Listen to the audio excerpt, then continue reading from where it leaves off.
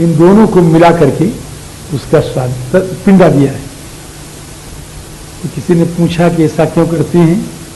तो भगवान राम ने कहा शास्त्र का नियम है कि जो हम खाएं वही अपने देवता को अर्पण करें। हे प्रभु, हे पिता, आज हम यही भोजन करते हैं, यही आपको अर्पण कर रहे हैं। 2 दिन के बाद शुद्ध हो गए। फिर भगवान ने कहा 2 दिन के बीतने के बाद कि हे गुरुदेव, आज आपसे प्रार्थना है। क्या? श्री भरत जी महाराज, मंत्री, सारी माताएं यहां पर कंद मूल फल का भोजन करते हैं। हमें बड़ा दुख हो रहा है इनको कंद मूल फल खाते हुए देख करके, इसलिए आप अयोध्या पधार जाए। और एक बहुत बड़ा कर्तव्य का उद्बोधन किया है श्री राम जी ने कि स्वामी, एक बात बतावें, अयोध्या के 2 सरताज, अयोध्या के 2 चक्रचूड़ामणि, अयोध्या के 2 मालिक कौन कौन? एक चक्रवर्ती नरेंद्र महाराज श्री दशरथ और एक महामुनि श्री वशिष्ठ।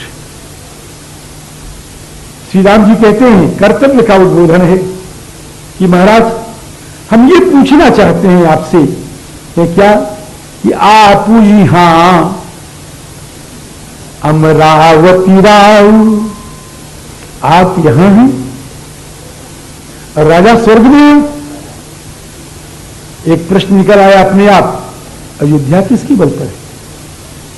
आप यहां अमरावती राव। जानते हैं बात कड़ी हो गई है कि बहुत कहियो सब क्यों ठिठाई, उचित होए तस करिए गोसाई। बड़ों से प्रार्थना करने का ढंग देखिए। वशिष्ठ जी कहते हैं, धर्म से तू करुणायतन कस न कहो वस राम, लोग दुखित दिन दूरस देख लहो विश्व। 2 दिन और रह लेने, केवल 2 दिन। अब उस 2 दिन में दिन बीत गया, रात बीत गई, दिन बीत गया और दूसरी रात आ गई। सवेरे जाना है वशिष्ठ जी के वचन के अनुसार। लोग निश्चिंत हैं, गुरुदेव मेरे साथ हैं, फिर चिंता काहे की, ले चलेंगे। रात के 2 बजे ये सब सो रहे हैं,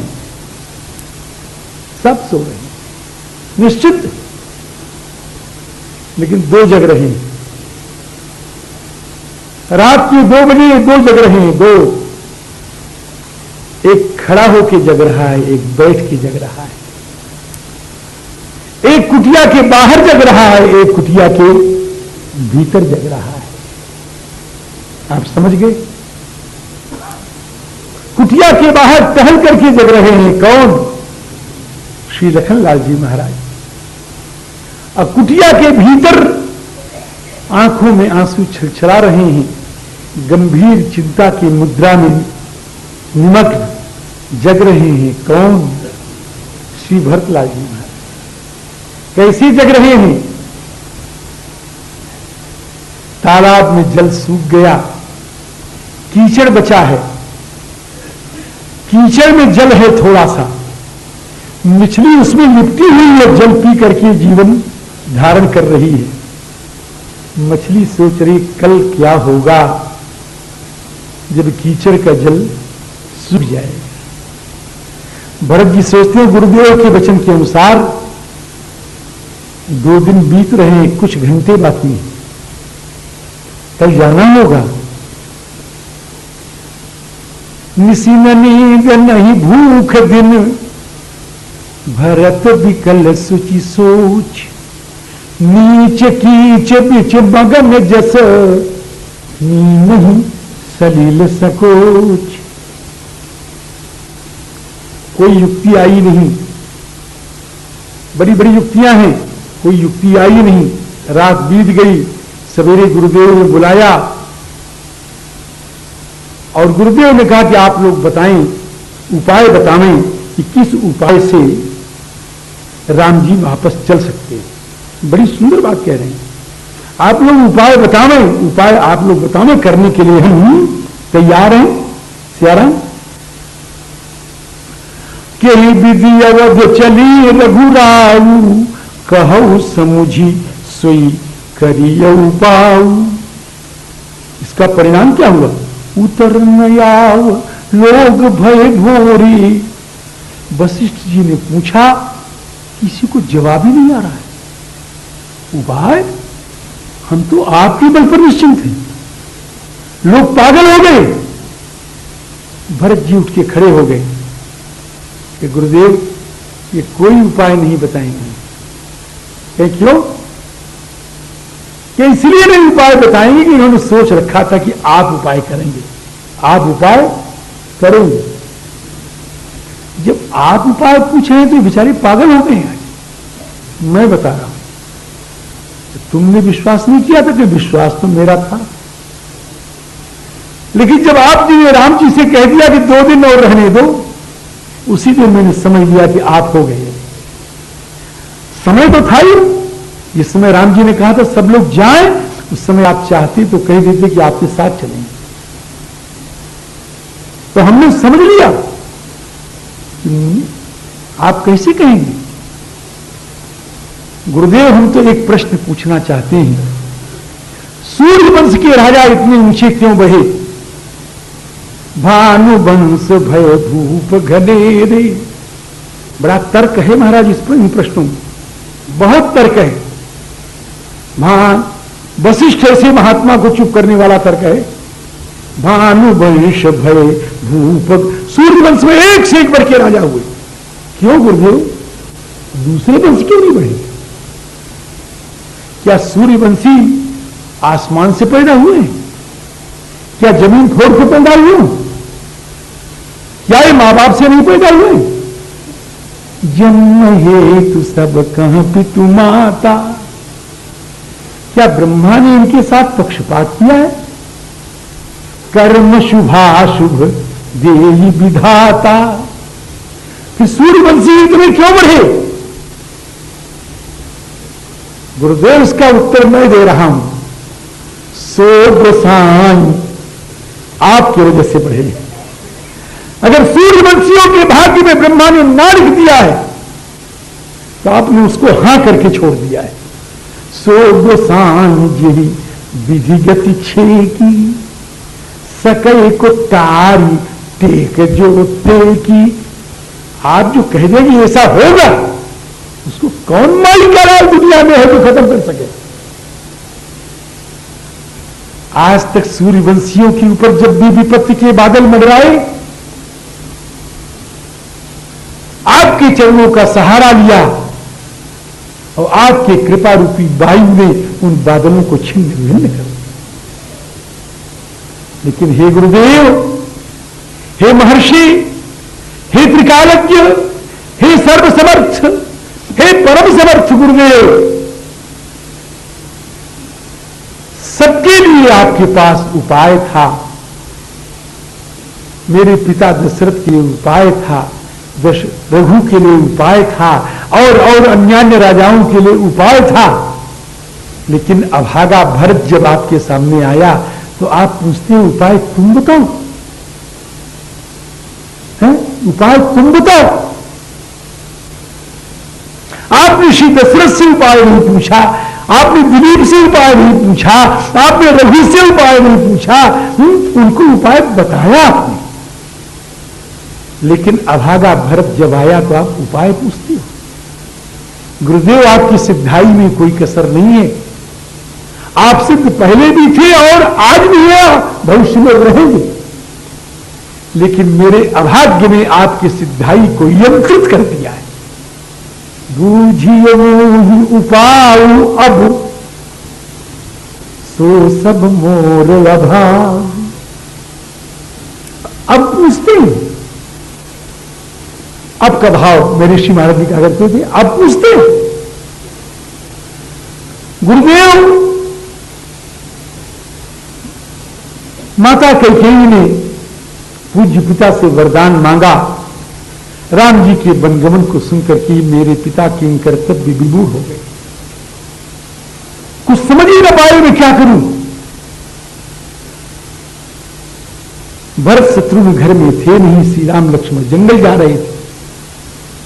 उसमें केवल आप थे जो काम बना सकते थे। पहला वरदान वनवास का था या राज्य का?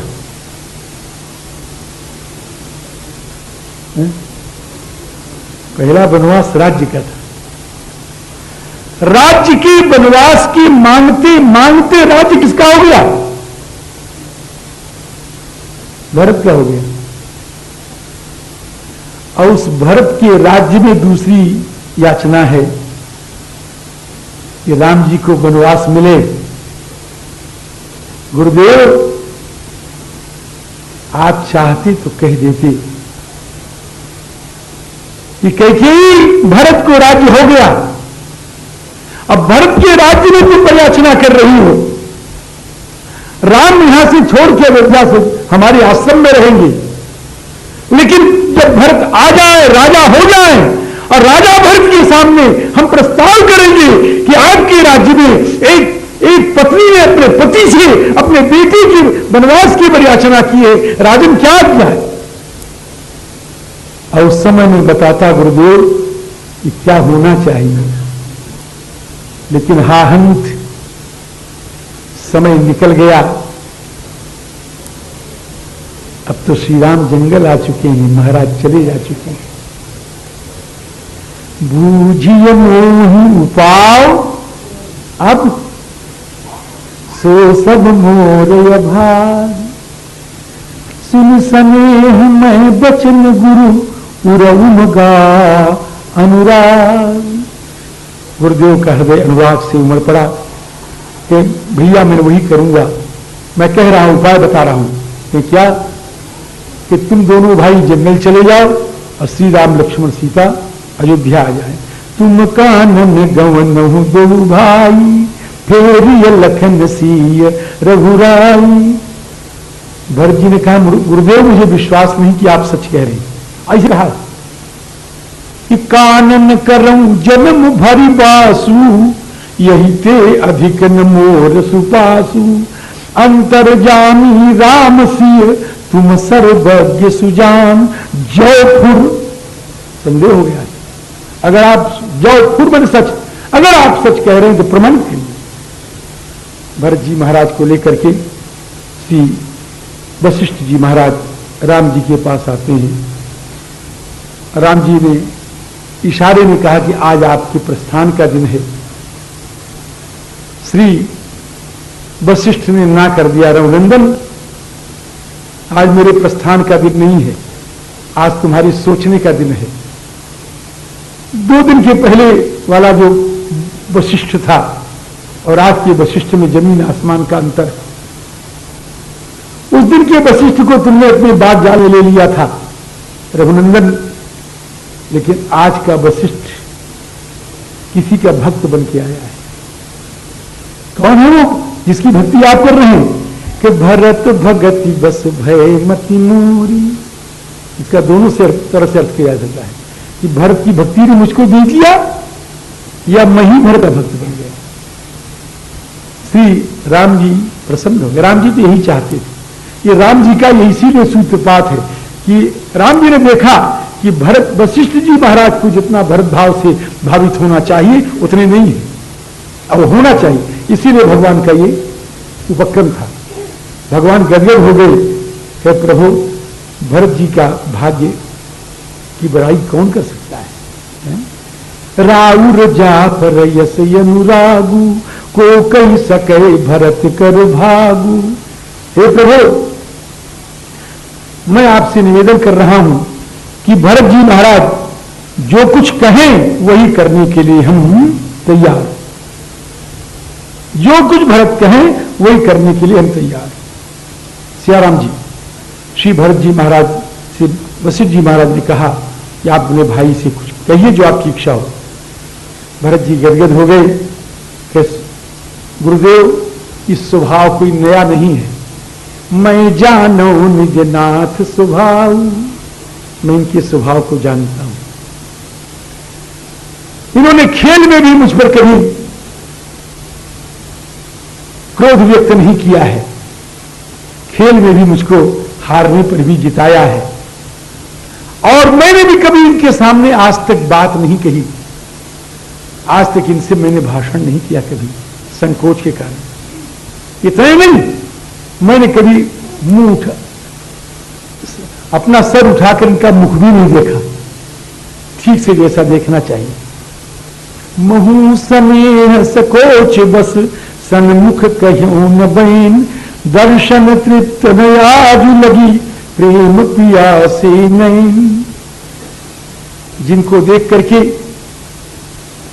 रास्ते की सापिन फन काटती है, कोई मनुष्य आ रहा है, और जब राम जी आते हैं तो सर नीचा कर देती है, रघुनंदन मेरे मस्तक पर पैर रख करके आगे चलेगा। जिनही निरखी मग सापिन बीछी, कजही विषम विष तामस तीछी। जिनको सापिन भी प्यार करती है, उनको जिसने जंगल दिया, ऐसे माता के पुत्र से बढ़कर के अभागा और कौन होगा। राम जी महाराज ने सुना, राम जी महाराज ने कहा कि तुमको कोई बुरा कहे तो उसका लोक परलोक दोनों नष्ट हो जाए, और मूर्ख को वही दोष देगा